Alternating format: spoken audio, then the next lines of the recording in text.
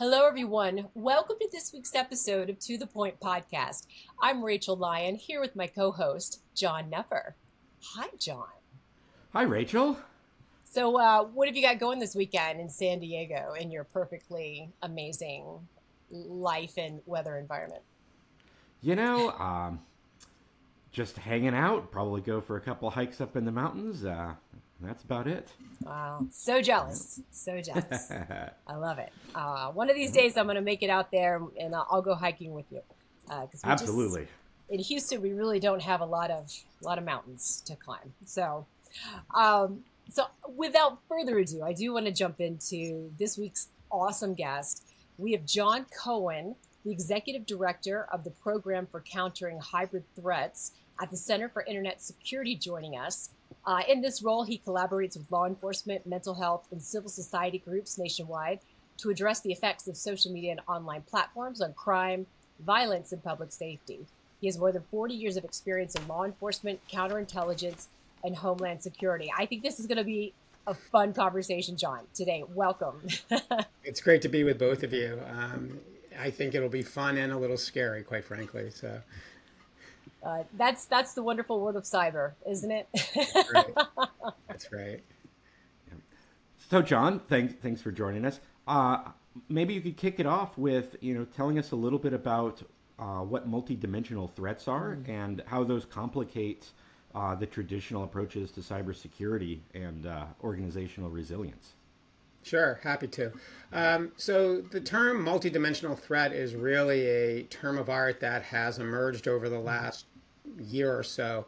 And it refers to the fact, and this was a result of some of the work that my team has been doing for the last 3 years, is it's based on an understanding that foreign and domestic threat actors, whether they be foreign intelligence services, terrorist groups, violent groups here in the U.S., even criminal organizations that are involved in human smuggling, drug trafficking, and other potentially violent crimes, they no longer look at cyber information operations and physical threats as separate and distinct areas of activities. In fact, what we found is that all of these threat actors have fully embraced the power of the internet. They are typically using cyber information operations intended to influence behavior. They're leveraging online capabilities to facilitate acts of violence or disruptive activities in a coordinated and integrated way. And unfortunately, what we also found, though, is that many of my colleagues across the country who are still involved in intelligence and threat analysis, cybersecurity, or even law enforcement investigations are still tended to look at these different areas of threats separately. And it was compromising both their understanding of the threat and their ability to mitigate the threat. So, my program is called the Countering Hybrid Threat Program. Quite frankly, we named it that because it had no definition here in the United States, and I really didn't want to be predefined and get pulled into any potential political rabbit holes. But it has grown. It has grown in the U.S., or the understanding of the threat environment has grown in the U.S. over the last 3 years, to where, frontline law enforcement and security organizations are coming to a greater understanding of just the dynamic and rapidly evolving threat environment they're facing, which is multidimensional. Right. Wonderful. Wonderful name. And so in this context, then, when we're looking at multidimensional threats, how do you even start shaping response plans that historically have been more, just cyber focused or just physical focused? How do you evolve there? Yeah, great question. So the first way, and this is something that we've been very busy doing at the Center for Internet Security, is providing awareness to those responsible for protecting facilities, protecting information systems, protecting communication capabilities, for protecting public officials, giving them greater insights through our analysis on the threat. And again, when we look at online activity, for example, we're not just trolling across the internet looking for people saying certain words. We have experts who understand how terrorist groups operate. We have experts that understand how foreign intelligence services operate. We know where they're communicating online. We understand how they're using information operations or cyber attacks to advance their strategic and tactical goals. And we try to translate that information so that intended targets have a better indication that they are, one, being targeted and how they're being targeted. So we're looking at targets and tactics as well as specific threat actors. The second thing we do is we help to facilitate advanced planning.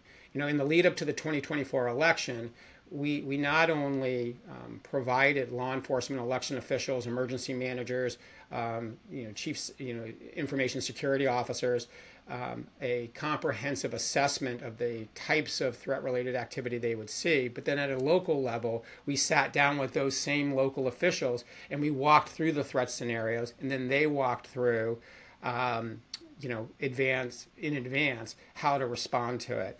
And we can get into this a little bit later, but unfortunately what we saw was that every threat we anticipated, whether it be a physical threat or the use of cyber and disruptive activities in a simultaneous manner, all came true. Wow.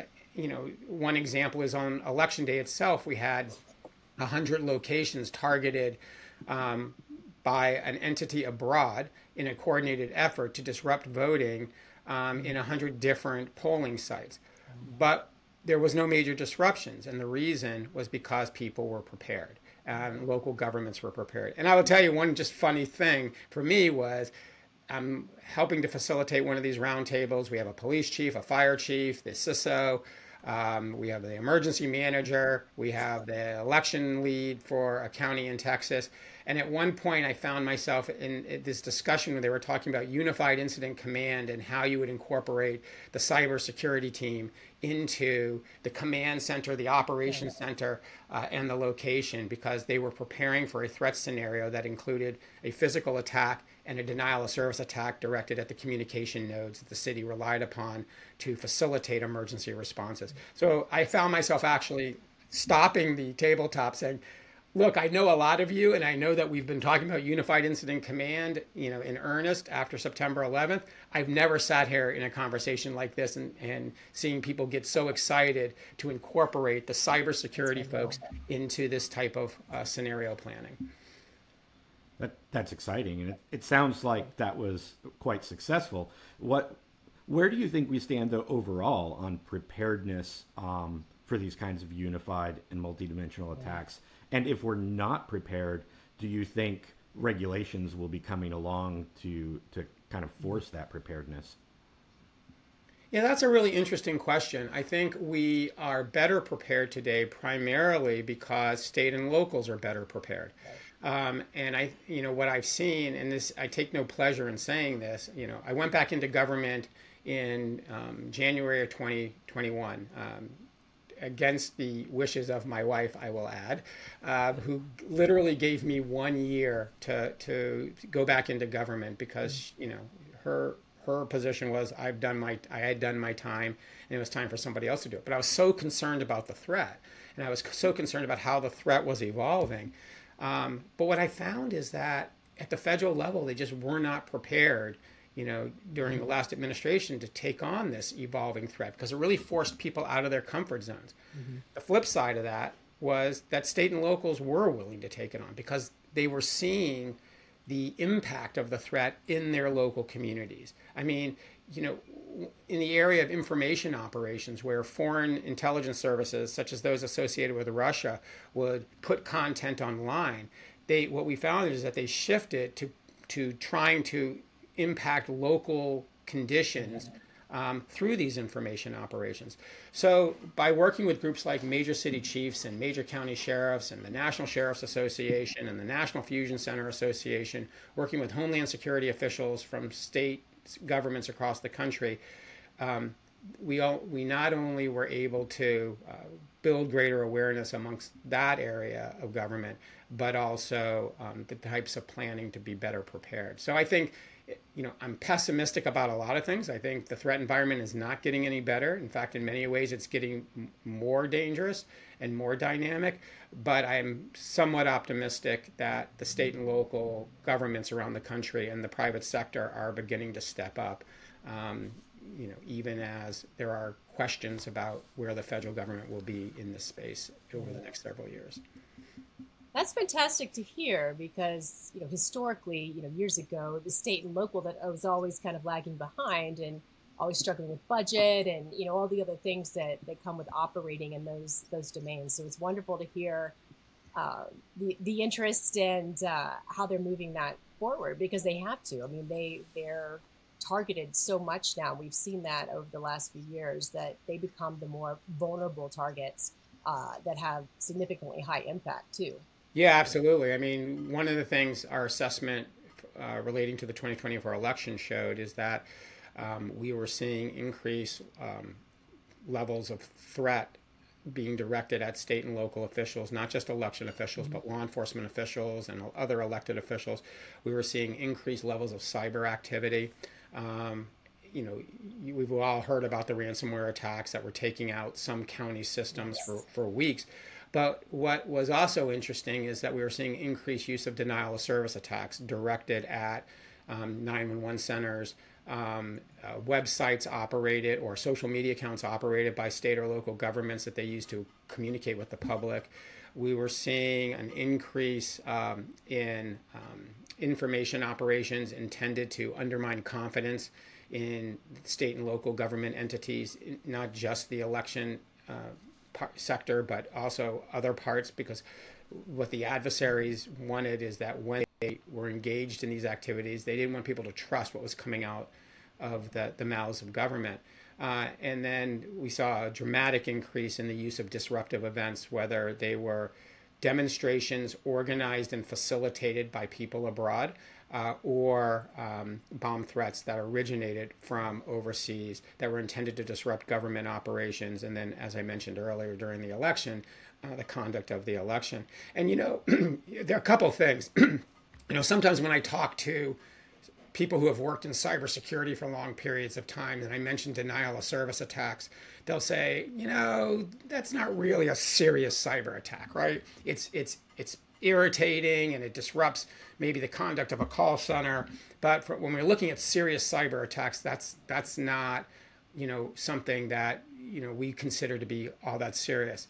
Well, that may be true in traditional thinking, but if a terrorist group or a foreign intelligence service is trying to disrupt an election, for example, or they're trying to disrupt a political convention, and they're able to, encourage and facilitate acts of violence or disruptive events, and at the same time take out the ability of a local government to coordinate because they've taken out their communication capabilities, or they have impeded the ability of the public to make a call into a 911 center, then it is a serious cyber attack. There's another example, where a water management system in rural Pennsylvania last year was targeted. And to me, the cyber attack was really interesting because an Iranian-linked group was able to penetrate the controller of the water system. And they could have potentially disrupted the water supply or actually introduced chemicals into the water supply, but they didn't do that.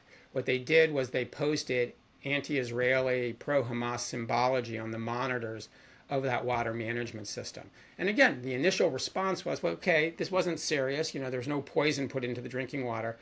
My team discovered this not because we heard reports from the water management system, but because on a Telegram channel associated with this hacking collective, they were posting claims of responsibility for that cyber attack, as well as 10 others, or somewhere around 10 others across the country. And the claim of responsibility quickly migrated from 1 or 2 Telegram channels to X, to within 24 hours, over 1 million people in the US were aware that this water system had been the victim of a cyber attack. And it started people calling into question the integrity of our wastewater and drinking water management systems across the country, to the point where EPA and the federal government had to create a task force to, ensure the safety of our drinking water. That was their goal. The goal was to undermine confidence. And so this is the way we have to start thinking differently, is that a cyber attack, the intent may not be simply to take down a system or disrupt what the system is controlling, or even to exfiltrate data from that system. It may be simply to be discovered so that it can be used as part of an information operation to sow discord, undermine confidence in government, destabilize our society. And that, sorry, John, I have a follow-up question because I'm really fascinated with this topic. You hear a lot kind of in that vein, right? They want to sow, kind of lack of confidence, confusion. And there's been a lot of talk of we need to give it right back to them in the same way. How do we help somewhat undermine them or get them questioning one another? How do you plan such an engagement or initiative? Yeah, I think we've struggled as a nation on how to deal with these issues, this issue in particular, right? I mean, the use of, these online communication tools are so pervasive across our society, and they really have become ingrained. I mean, it's impossible to shop, acquire information, communicate with like-minded people, and engage in other sort of core societal activities without being online, without using social media, and that makes us vulnerable. So much of our time, and I think what I'm going to say here is going to be a little provocative here, but for so often, our governmental approach at the national level was, let's identify, hate speech and other speech that is problematic and work with the platforms to remove that content. I actually have come to believe that that was the wrong approach, and I think we're learning that now. And I think it takes you down a path where you have to deal with really complex constitutional issues. You're putting platforms in the position of moderating speech. And then from a tactical perspective, an operational perspective, it actually really isn't that helpful, because as we've learned, when terrorist groups were beginning to use internet-based forums to recruit people or inspire attacks, understanding what they're saying and what they're asking people to do is really helpful from, an understanding of the threat and developing threat mitigation strategies. So what do? First thing we need to do is the public has to be better educated. If you're getting your news or you're getting your information online, you're probably being targeted with information that's being placed there specifically to confuse you. So we need to become, I think it was Cy Sims in the old clothing store change that used to say, be an educated consumer. Well, you have to be an educated consumer when you're getting information online. Second, law enforcement and our security community need to understand that the threats of yesterday are gone, and that they need to understand how these threat actors, again, whether you're a narcotics trafficking organization, a human smuggling group, or a terrorist group or a foreign intelligence service, we need to understand how they're using these online resources. We need to look at the content they are posting and extract from that, what are they trying to accomplish, what are they trying to attack, and how are they going to do that, and then get that hands into people who can take steps to mitigate it. I'll give you an example. When I was a police officer, I was assigned to a drug task force. And, advanced technology back then, I'm dating myself a little here, were payphones and pagers, right? And the idea was to use those devices to facilitate in-person meetings where drugs and currency were exchanged in person.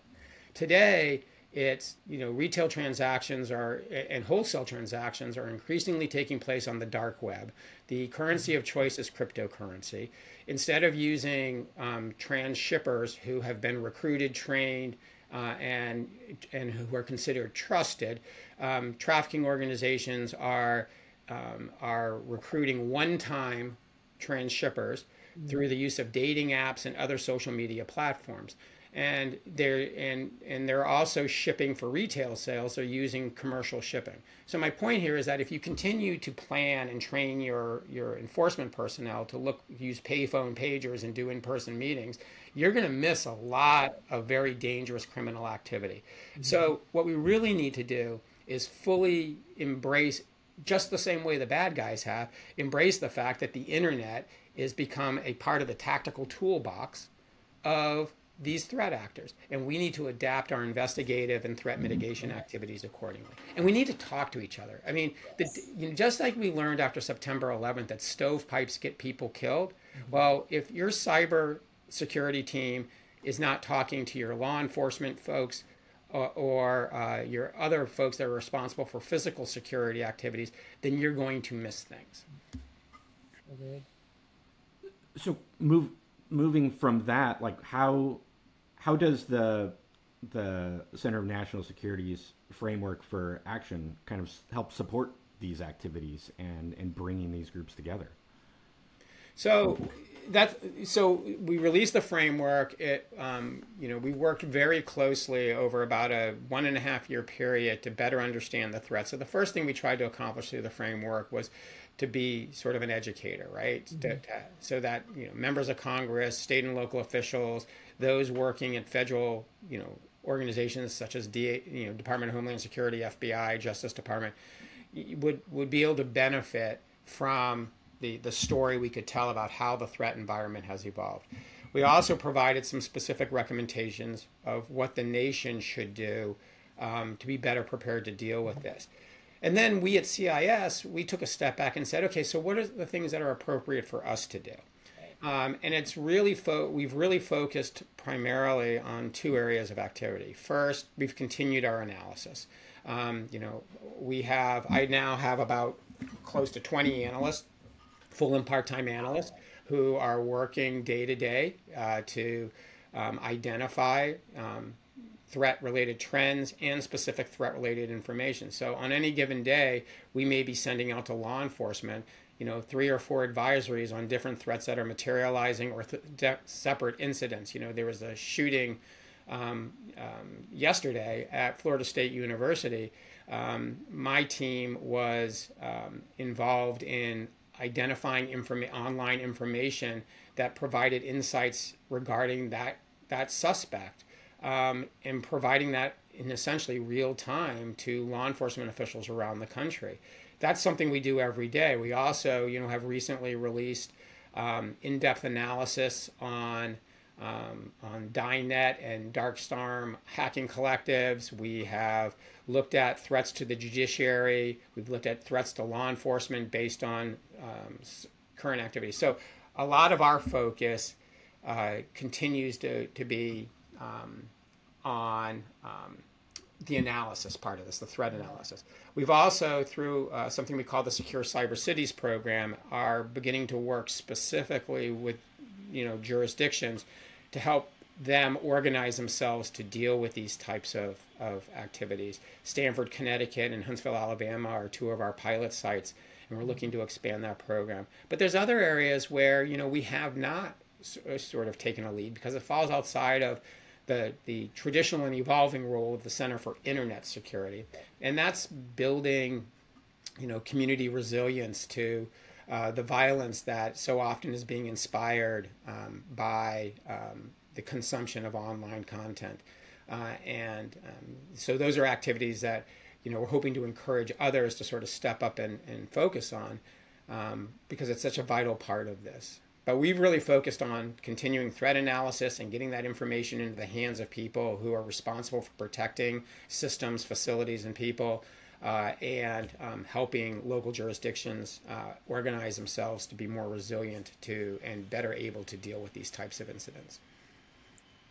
We talked a little bit about this before we got on the podcast. I would love if you could share with our listeners about the ThreatWire initiative, because I think this is a really important program initiative that you're standing up, and would love to talk through that a little bit more. Yeah, so ThreatWire is one of the ways that we at CIS communicate this information to as broad an audience as possible. In addition to ThreatWire, which I'll describe in a second, we also provide through communication channels, real-time alerts and trends analysis to law enforcement. It's typically a lot more detailed. It's built on what they have told us is important to them and what we've experienced over the last few years in working closely with law enforcement. We also do a lot of briefings. I'll be briefing, I think, close to 600 judges in June in Arizona on the threat environment and the threats to the judiciary. But we wanted to have a way to share with academics, with think tanks, with policymakers, not necessarily people who are responsible for tactical operations, but people who are thinking about big policy ideas. And, whether it's, as you talked about, John, some type of regulatory structure for ensuring that we're better able to deal with these threats, or whether it's people looking at issues such as, the weaponization of government or how you deal with, those tech companies that are involved in promoting this type of content. And we sort of settled on, hey, we need to have a shorter, pithier version that is in the words of Jack Friday, just the facts, right? And so it's geared towards people who don't necessarily need to know the technical nomenclature of a piece of malware, but do need to know that a Russian-linked hacking collective is promoting certain types of cyber activity in advance of their geopolitical objectives. So that's what ThreatWire is, and what a subscriber to ThreatWire receives is a combination of weekly threat updates. So whatever we've been working on with cyber and law enforcement officials the week before, we're doing summaries of those types of threat-related activities and getting that out the door to the subscribers to ThreatWire. You also get trends analysis. So some of the detailed trends analysis we've done on some of these cyber collectives or in some of the information operations, which is really important, particularly if you're a private sector company, which is also one of the target consumer groups we're looking at, because increasingly criminal organizations and intelligence services are seeking to undermine the brand of US-based companies by conducting information operations. So they're taking the Russian active measures playbook that's been used to advance their military and intelligence priorities, and they're taking that same playbook, and these threat actors are directing those activities to US-based companies so that people, their stock value may be impacted, or that people won't want to buy their products and services, or people may want to vandalize their products or their dealerships, or even conduct cyber attacks against some of their holding companies. And then what you also get with ThreatWire is the ability to not only pick up the phone, I know I'm old-fashioned, and call an analyst and get some additional information on something we've put out, but it also provides you a direct pathway that if you want some unique analysis done for yourself, we can do that as well. So you talked a little bit about your educational side of that and so on. Can you talk some more about the processes and partnerships that that you're using here to both collect and validate and disseminate this information? Yeah, absolutely. So we'll work, as I mentioned earlier, we work really, really closely with some of the major law enforcement associations. They've been great partners, major city chiefs, major county sheriffs in particular, National Sheriff's Association. We work very closely with the state and major urban area fusion centers across the country. There's 82, I think, of them across every state and major urban area. These are analytic facilities that bring together federal, state, local folks, and we work in close partnership with them. We're working with organizations like FIFA in light of the fact that the club games and world games are going to be held in the United States, Canada, and Mexico in 2025 and 26. So we work with organizations such as that. We also work with, and we have been working with those in the federal government. I will tell you, I kind of felt torn when I would do briefings for people in the federal government, and they would say to me, John, we're really glad you're doing what you're doing. It's very needed. I wish we were doing it, but we can't. So on the one hand, I was glad that we were able to help fill a void.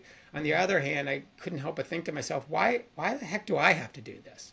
This is not something that a nonprofit should have to step up and organize.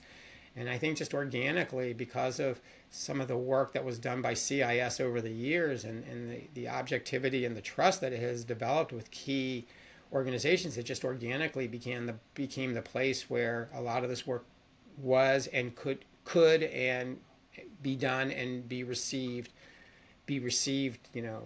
objectively by people.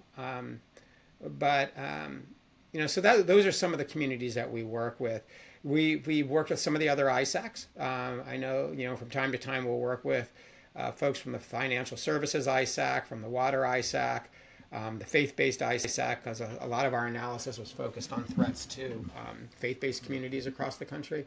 So we try to have a big net in the folks that we work with and try to bring them together. So on this front, ThreatWire is just it's such an important initiative that you're doing, and I'd be curious on how you're measuring kind of the impact and effectiveness in helping folks deal with these real-time threats and reducing risk, but also in the context of having that information so you could scale an initiative like this, right, and have it modeled in other places. So how does that work? Yeah, so that's the real challenge, right? With our communication with law enforcement, it's a lot easier. I mean, I know that dozens of threat reports that we've produced have resulted in either federal, state, or local investigations and arrests, threats being mitigated. I know that we have been able to actively warn law enforcement agencies that they were about to be targeted for a cyber attack, and they were able to take steps.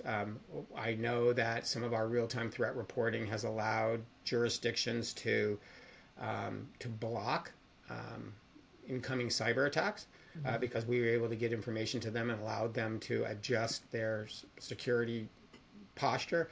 But with ThreatWire, right now, it's a little bit harder. And what we're trying to do initially is to make sure that what we're providing is bringing value added to the people who are reading it. So most of our evaluation, I know this isn't directly responsive to your question, but most of our evaluation is by talking to the people who are receiving it and saying, look, is this helpful? And what we hope to do as the subscriber base grows is to be able to incorporate the types of metrics you're talking about. In the cyber world, as in the law enforcement world, it's a little bit easier, right? If you see that somebody is saying, I'm going to kill X, and you're able to get that to law enforcement, and they're able to stop that, that's pretty concrete, and people are willing to talk about that. We still wrestle in the cybersecurity world with the fact that if vulnerabilities are discovered to actually exist, or attacks, or a malpresence is detected in one's network, people are still reticent to share that information, share that observation. So, I think this is one of the things we're still working on, is trying to measure success.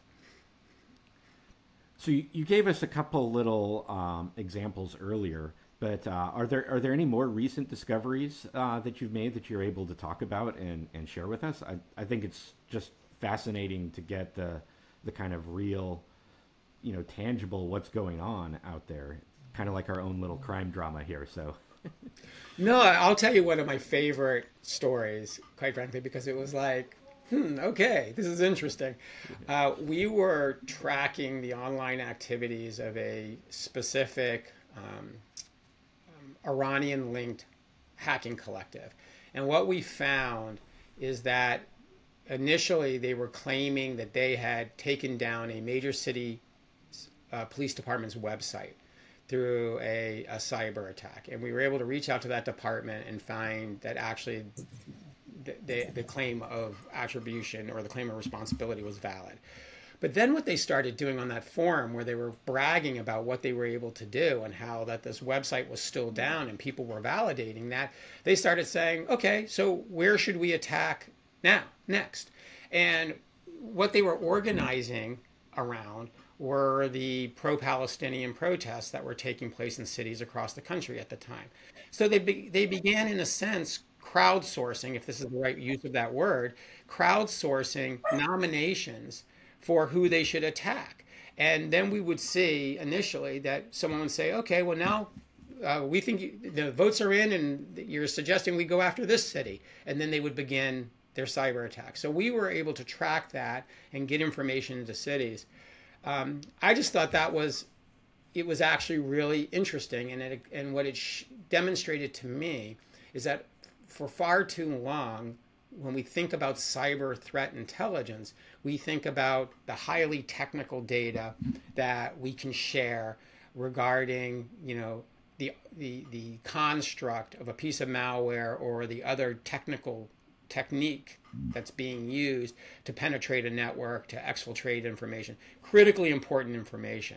But what that incident said to me is, you know what? If we can also, in addition to that technical data, provide what I would call anticipatory intelligence, because we're seeing so much of the activity of these cyber groups is being planned out in the open, because that's part of their objective. So one of the things, we're looking at hundreds of these types of forums now every day, so we can gain greater insight into what these collectives, which are increasingly motivated by political or even extremist ideological beliefs, what systems they're intending to target, how they're intending to do it, and what they're hoping to do. And hopefully that will help, when looked at in combination with the technical sort of cyber threat intelligence, will help companies or governments be better prepared to deal with what's coming down the road. Yeah, I think that like ahead of time understanding is just, that's where a lot of positive can come from this, I think, to prevent stuff in advance. How are you able to get that information in a timely manner to everybody who needs it, right? Like you mentioned a lot about law enforcement. I assume there's processes there. But also, like, what if you saw certain threats coming towards the private sector, or, you mentioned both faith-based and financial industries. Like, how can you get that information out fast enough for it to be meaningful? Yeah, I mean, that's one of the specific issues that we're working on as we seek to, as Rachael described, scale this up. And it's relationships with the other ISACs that deal with those industries. It's, luckily, having been the acting Undersecretary of Intelligence at the Department of Homeland Security, I have a pretty good roadmap of how to get information into the hands of whether it's law enforcement or a city leader or a private sector company. I've had a lot of meetings with the CISOs or the CEOs of major companies, but I wouldn't necessarily build a program around my relationships. But so that's part of the challenge. And I think it comes to, as we look at this idea, one of the recommendations in the framework was the establishment of a threat clearinghouse. Part of that would be forming the right partnerships with the other ISACs, with the other industry groups, with groups like InfraGard at the FBI, so that you can, when you discover a threat, you can get it to the right folks. Look, I'm very confident, and because we do this every day, if we pick up a specific threat of an individual posting online that they're intending to travel to a location and conduct an attack, we can get that in the hands of that police chief, that sheriff, that fusion center, literally within seconds. I'm totally confident. I'm a little less confident, to your question, John, that if I saw a Fortune 100 company being targeted, how quickly I can get that into the hands of those that are being. So that's one of the things we're working on with external groups and internally as well. In that vein, and sowing disinformation on social channels externally, how do you navigate things of reporting when there are issues of protected speech? For example, I know this has come up in the past. I mean, how do you walk that line? Yeah, so very, very important question. So as I mentioned before, my program does nothing in the area of content moderation or content removal. We don't work with the social media companies directly. And I think that's being done for very specific reasons. But more importantly, the way we've designed our entire effort is, as I mentioned before, we focus on forums that we can associate, or content we can associate with a specific threat actor community or a specific threat actor. So if we're looking at something, I can articulate a connection with Russian intelligence services, with North Korea, with China, with Iran, with Hezbollah, Hamas, Al-Qaeda, Islamic State, or a criminal organization or a violent group or cause here in the United States. Secondly, if we are looking at content and we're going to report on it, we have to be able to articulate a direct connection with physical threat activity. So, my team isn't going to sit there and post a report saying, hey, a bunch of neo-Nazis had a convention and they were suggesting that, certain steps be taken. That's not something we're going to report on. What we would report on is if we started seeing video, and this is actually a real case. We started picking up on anti-government websites a 1-minute video that had been posted that showed a series of 5 to 7 second vignettes of police officers being shot, police officers being stabbed, police officers being lit on fire. The video was preceded by a PowerPoint slide that basically said violence is the only answer. And the video was scored to a song called Kill the Police. So the message of the video was pretty clear. What really sort of pushed it into the category of information that we want to get out is that accompanying that video was a 200-page instruction manual that described how to engage in pre-operational surveillance of an intended law enforcement target, how to build an explosive device, how to create an ambush encounter, how to carry out an ambush, how to circumvent, law enforcement investigations.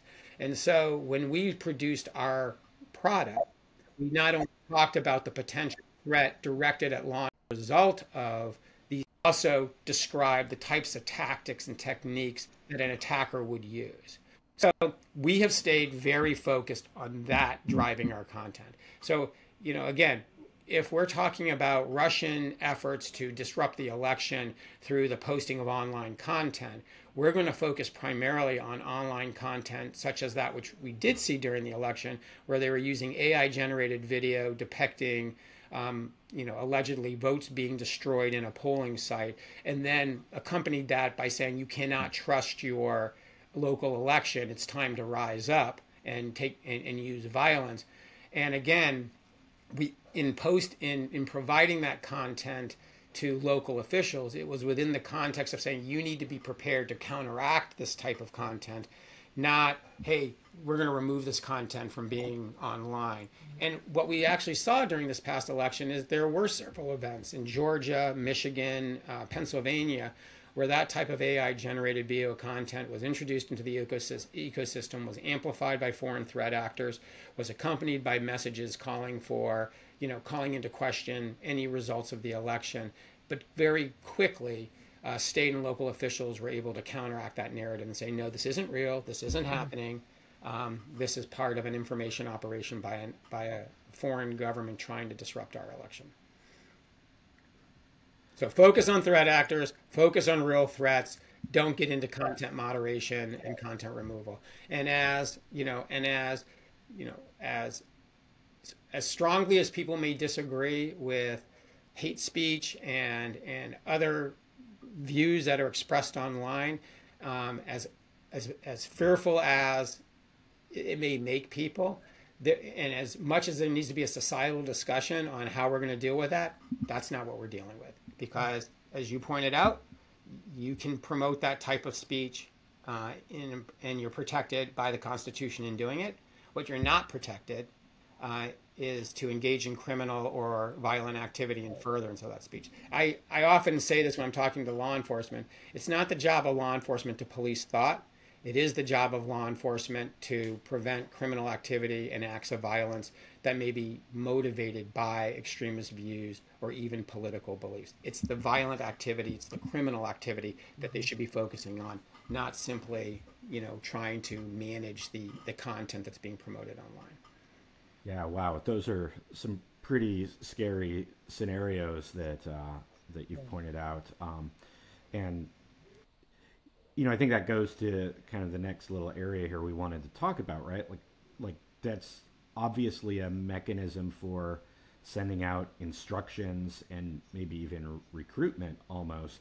But what are you seeing kind of overall for threat actors using these platforms overall for coordination, recruitment, and so on? And what kinds of things are important to do? All right, like I think your point on like letting the information stand is important because you don't want to also force them further underground, right? It's best to be able to read what they have to say. Yeah, so interesting issue. So back in 2012, we started seeing, this is one example, but which I think gets to your question. Back in 2012, we started seeing groups like Al-Qaeda in the Arabian Peninsula and Hezbollah and even ISIS affiliates change their playbook, right? Up until that point, they primarily would recruit people in person. They would evaluate them. They would try to indoctrinate them with their extremist views. They would ultimately have them travel to a training camp where they would be trained in specific skills associated with different type of attack techniques. And then ultimately they would be deployed to conduct a physical attack in furtherance of their strategic objectives. But we saw their playbook expanding in 2012, 2013 time period, where they started increasingly posting content online. And at first, they would post that content and try to encourage direct communications. And then as time went by, they would post content that was not only meant to be inspirational, but also educational, where they would try to inspire people who are vulnerable to being influenced by this type of content, and then give them directions on how to do it. Here's how you do a vehicle ramming attack. Here's how you build a bomb. Here's how you engage in a mass shooting. And that really began back then. What we've seen since then is a shift where they still do some of the traditional terrorism activities that we've constructed this incredible capability to detect and mitigate. But increasingly, they have found that there are so many people in Western society today that are nervous and scared and angry and don't like the direction that their society is going in or their life is going in. They feel they've been treated unfairly. They've increasingly come to believe that violence or destructive behavior is a legitimate way to express their opposition to government policies, to express their own views, to express their own sense of grievance. And they also have come to learn what we've been talking about here today, is that these people are spending huge amounts of time online, consuming content. And very often, for those who are really struggling with mental health issues, they are looking for content that validates their interest in using violence. And so they may go from extremist forum to extremist forum until they ultimately cobble together their own sort of blend of ideological beliefs, and then they will go out and conduct an attack, and then the terrorist group that is found to be on their social media or on their phone will claim responsibility to it. So how do you combat that, right? Because we have a very robust counterterrorism system that picks up communications between operatives and terrorist group leaders. We have the ability to track travel in such a way that if you're traveling to a terrorist training camp, we will pick up on you. We're not so good at seeing what Rachel's looking at on her computer while she's sitting in her living room, and she's spending 6 hours a day looking at different informational forums. And but what I will tell you is that accompanying that behavior are observations made by people who know the person who may be at risk of engaging in violence. They are noticing, whether they communicate with this person online or in person, they're noticing changes in their behavior. They're noticing them self-connecting with ideological belief systems and espousing them, whether it's online or in person. They're noticing what we call in law enforcement leakage activities, which are articulations of intent to engage in activities. Very often, they're also seeing other behaviors, maybe the acquisition of firearms, acquisitions of large amounts of ammunition. They're hearing there's expression and commentary about who the focus of the grievance is for the person who may be planning the attack. And, we often hear people say after a mass shooting or after, a domestic event, oh, this person wasn't on the radar screen. That's total BS. What we have found as we have looked at mass casualty attacks is that they're always on the radar screen. Just we've been looking at the wrong radar screen, and that's why we don't detect it. So my point of going through all of that is to say is part of the solution is understanding the types of attacks and the types of behaviors associated with those who are vulnerable to being influenced by these content. And when those reports come in, take them seriously and and evaluate the risk posed by that individual. So I'll give you a sort of a personal story. My son went to a high school in the county that I live in, and several years back, there was a student who had been expelled from that high school, and he was angry. He felt a sense of grievance. He began posting on Instagram threats that he was going to go back to the school and engage in a shooting. Some other students saw those Instagram posts. They went to the school resource officer. The school resource officer had the understanding and the knowledge to say, look, this online content is disconcerting. Our police department, had what they called at the time a threat management unit, which included officers who were trained in mental health issues and also collaboration with mental health professionals. They did what is known as a threat assessment investigation. They looked at the person's online activity, they looked at the person's physical behavior, and they assessed that this person was high risk of engaging in violence. And then they took steps working with the local courts, working with the mental health community, working with the school, working with the parents to mitigate the potential risk posed by that individual. They, to this day, believe that if they would not have taken action and they would not have taken these steps, he would have walked into that school and shot people. And that's the school where my son went. So while this is an issue that I work on every single day, it has hit home as well. But I think it's a great example of what we need to be doing. It's not just monitoring what's online. It's important to evaluate online content so you know what the threat actors are trying to do, what type of behavior they're trying to inspire, but also being able to recognize the warning signs exhibited by individuals who are actually being influenced by that content and maybe traveling down the path of engaging in illegal activity or even violent activity. And then having the right relationships in place at the local level so that you can assess the risk posed by that individual and then take steps to manage that risk so that we don't have tragedies that occurred, yesterday at Florida State University. And I realize this may be airing at a time that's down the road. So when this was recorded, there was a shooting yesterday at Florida State University. Yep. But there have been other mass casualty attacks over the last several months, in schools and in other locations. There have also been multiple attacks disrupted by law enforcement. That's because it goes back to one of the first questions you asked me. Are we prepared? We are getting there. And it's primarily occurring in state and local jurisdictions across the country because they have a better understanding of the threat and they are taking the steps needed to address this rapidly evolving, this threat that's evolving at internet speed. And to be able to, and that's why we're starting to see, while we still are experiencing horrific tragedies like the one recently in Florida, we are also seeing attack after attack being disrupted. It's so clearly a different mindset is needed today. We've talked a little bit about that. And, particularly if you're a leader of an organization or, you're in the public sector, how can you start training people in ostensibly, if you want to thwart a criminal, you have to think like a criminal.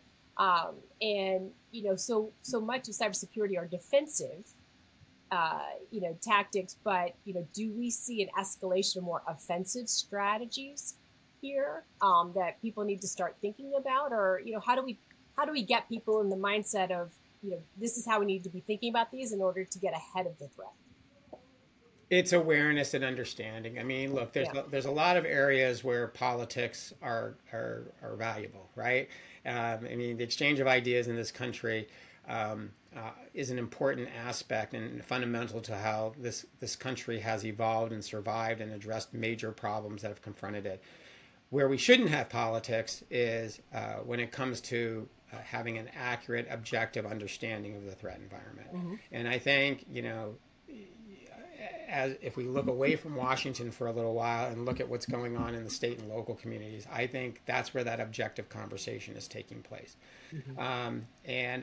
To me, everything you asked about depends on, governors, mayors, police chiefs, sheriffs, state police heads of fusion centers be up to date on how the threat is evolving.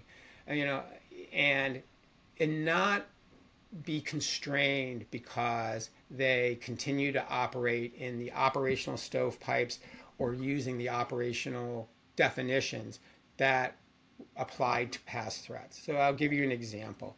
One of the places where we've really struggled is in the area of mass casualty attacks that are ideologically motivated, right? And why have we struggled? Because very often, as I mentioned before, these people will come to the attention of local officials. They will deploy a crisis intervention team, meaning a team of law enforcement people who are specifically trained to evaluate the mental health condition and the risk posed by an individual. We've seen example after example where while they're doing that mental health assessment, they will see extremist content on the person's computer, and they'll refer it to a joint terrorism task force to see whether this is a domestic terrorism case or a foreign terrorism case. It gets confusing at this point because when they look at the content, they will find that it doesn't fit into the neat definitional category that allows them to define it as either foreign terrorism or domestic terrorism. The content may be a combination of Islamic State content, a little white supremacy with some incel beliefs, which is involuntary celibate, along with the expression of some sense of grievance, and sprinkled in throughout all of that are references to different internet subcultures. And so if you are a case agent on a joint terrorism task force who has specific guidance of when they can conduct an investigation, you look at this content and you say, I can't, is this mental health? Is this terrorism? Is it ideologically motivated violence? Is this person just upset because is it workplace violence? And what law enforcement is increasingly coming to understand is it doesn't matter. Right? There's an expression that exists now in the profession called salad bar extremism.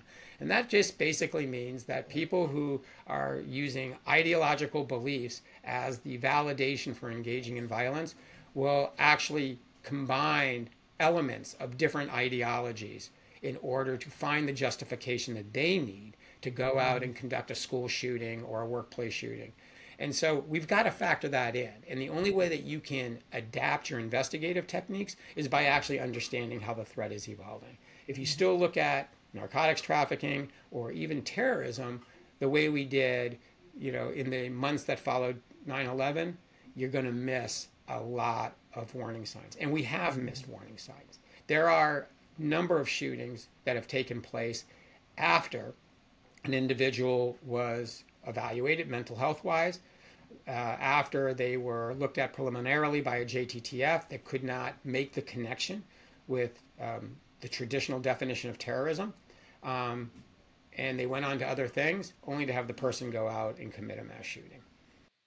That's, you've seen a lot in your career, I can only imagine. And, I'd be interested in all this. I mean, because of the extremism of what we've seen, I mean, is there one thing that stands out to you throughout your career that kind of caused you pause, particularly maybe in a good way or in a, wow, this is something we really gotta get in front of way?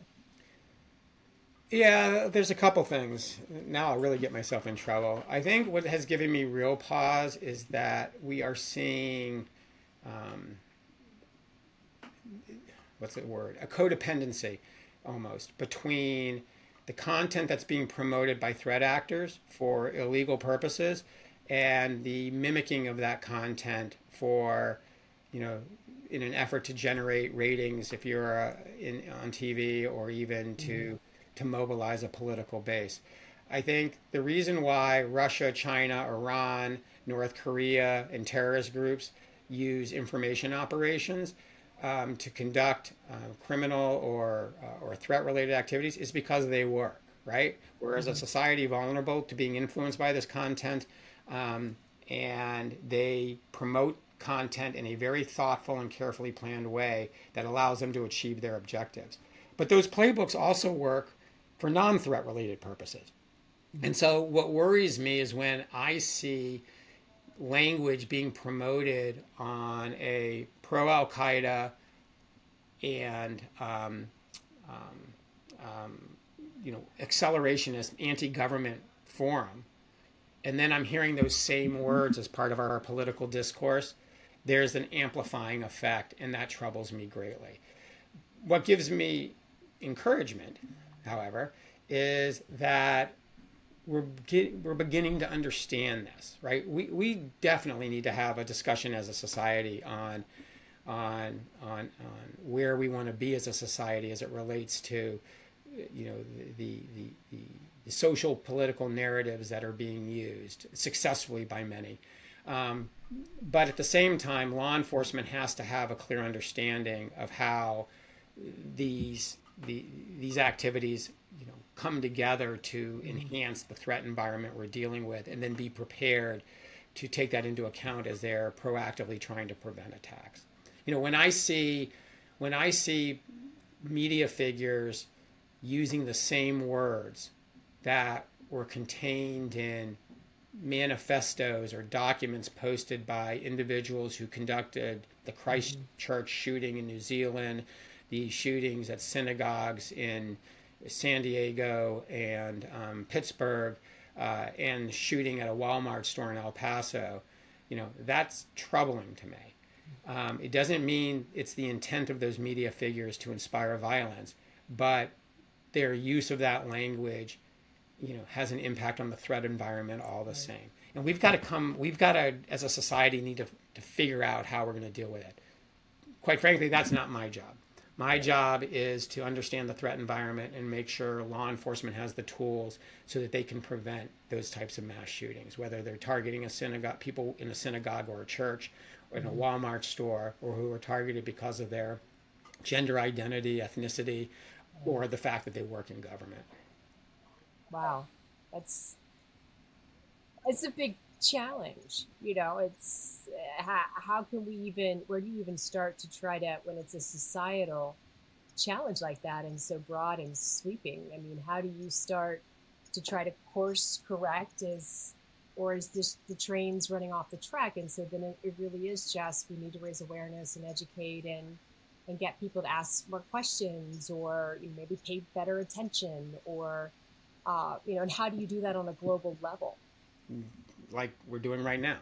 Yeah. We're having a discussion, we're having a thoughtful discussion, we're not falling into political rabbit holes, and Right. and we're talking about the state of the world and how it impacts things. And you know, I have done, you know, I've had a lot of conversations like this, sometimes in very, you know, forums on both, you know, that tend to be more conservative and more liberal. And there are people on all parts of the ideological spectrum that will have questions about these types of things. But we have to be able to talk about things. Look, I remember a time where, you know, you could talk about things with your neighbors or family members, and you wouldn't walk away from the conversation, even if you disagreed, thinking that they were the enemy or that they should be killed, right?